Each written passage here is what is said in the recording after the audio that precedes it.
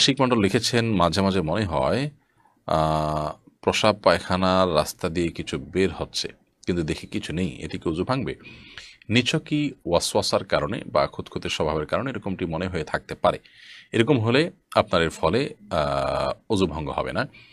কারণ ইসলামী ফিকহের একটা প্রসিদ্ধ এবং গুরুত্বপূর্ণ মূলনীতি হলো আল ইয়াকিনু লা ইয়াজুলু বিশাক। যে বিষয়ে চূড়ান্ত এবং সুদৃঢ় অবস্থান আপনার রয়েছে, সেখানে কোনো সংশয় সন্দেহের কারণে সেটি কিন্তু দূর হবে না। অতএব আপনি আপনি অজু করেছেন, আপনার অজু ছিল, এটুকু নিশ্চিত। এখন অজু গেল কি গেল না এটা নিয়ে আপনার মধ্যে সন্দেহ তৈরি হয়েছে, ধোঁয়াশা তৈরি হয়েছে।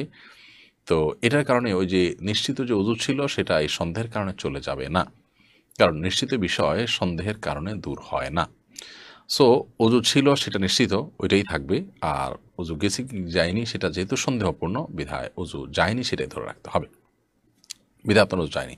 এবং এ জাতীয় ওয়াসওয়াসা দেওয়ার জন্য এক ধরনের শয়তানি আছে, যে মানুষকে এই ধরনের ওয়াসওয়াসা দিয়ে, কুমন্ত্রণা দিয়ে নামাজের মধ্যে রাকাত সংখ্যা ভুলায় দেয়, তারপরে আপনার অজুর ক্ষেত্রে এই ধরনের ওয়াসওয়াসা দিয়ে বারবার অজু করায়, তার ইবাদতের অন্যান্য যে অপরচুনিটি সেগুলোকে নষ্ট করে। তো এই বিষয়গুলো আমাদেরকে মাথায় রাখতে হবে।